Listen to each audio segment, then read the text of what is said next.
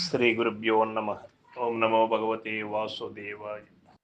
Group సభ్యులకు శుభోదయం, శుభం భూయాత్. భగవద్గీత విశ్వరూప సందర్శన యోగం 11వ అధ్యాయం నుండి ఈవేళ మనం 12వ శ్లోకాన్ని పరిశీలన చేసుకుందాం. దివి సూర్య సహస్రస్య భవేద్యుగపదోత్థిత యది బాహ సదృశీ సా స్యాత్ భాసస్తస్య మహాత్మనః. సత్యవాక్కుల్ని సత్యశీలురమై పరిశీలన చేసుకుందాం. ఆకాశమందు వేల కొలది సూర్యులు యొక్క కాంతి ఒక్కసారి బయలుదేరినచో ఎంత కాంతి ఉండునో అది ఆ మహాత్ముని యొక్క కాంతికి పోలి ఉన్నది అని చెబుతూ ఉన్నారు సంజయుల వారు ధృతరాష్ట్రులకి. సూర్య ప్రకాశాన్ని ఒక సూర్యునితో యావత్ ప్రపంచము జీవిస్తూ ఉన్నది. ఈ యొక్క వెలుగు ద్వారా మానవుడి యొక్క భుక్తికి, మానవుడి యొక్క యుక్తులకు, శక్తులకు అన్నిటికీ సూర్యప్రకాశం దోహదపడుతూ ఉంది. ఇట్లాంటి సూర్యులు ఎంతమంది సూర్యులు అయినా ఆ క్రాంతికి దీటు కాదు అని చెప్తూ ఉన్నారు. వేల కొలది సూర్యులు ఒకేసారి ఇట్లాంటి సూర్యులు వస్తే కూడా ఆ కాంతికి సరిపోదు.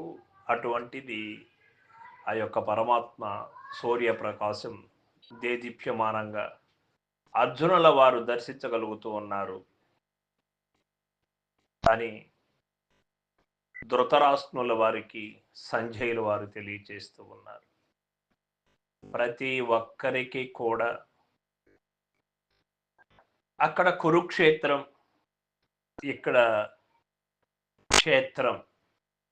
క్షేత్రములో ఉన్న సంజయుడు జ్ఞానాన్ని బోధించేవాడు, తెలియచేసేటువంటి వాడు.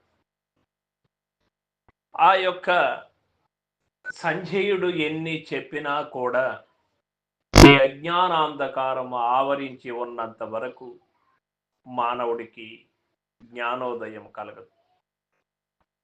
అదే గురు కరుణ కటాక్షములు మెండుగా వచ్చినప్పుడు అర్జునుల వారికి ఏ విధంగా బోధపడినదో శ్రీకృష్ణ పరమాత్మ చెప్పినటువంటి బోధ ఆ విధంగా బోధపడుతుంది.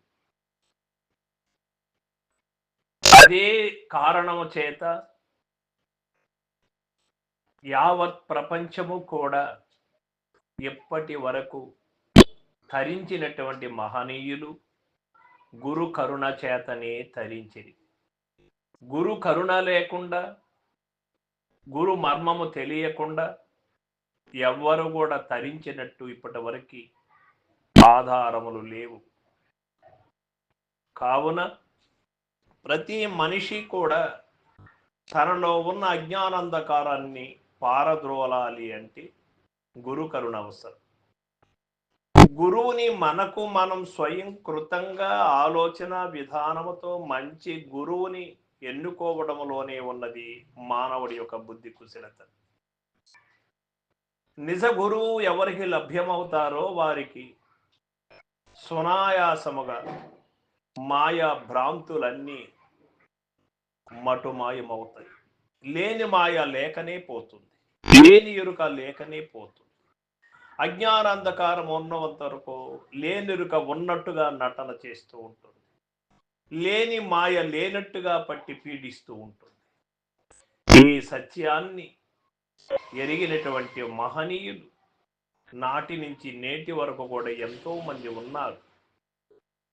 కావున అందరికీ గురు కరుణ మెండుగా ఉండాలి అని, భ్రాంతి రహితులు కావాలి అని కోరుకుంటూ సర్వం సద్గురు పాదార్పణమస్తు. జై గురుదేవ.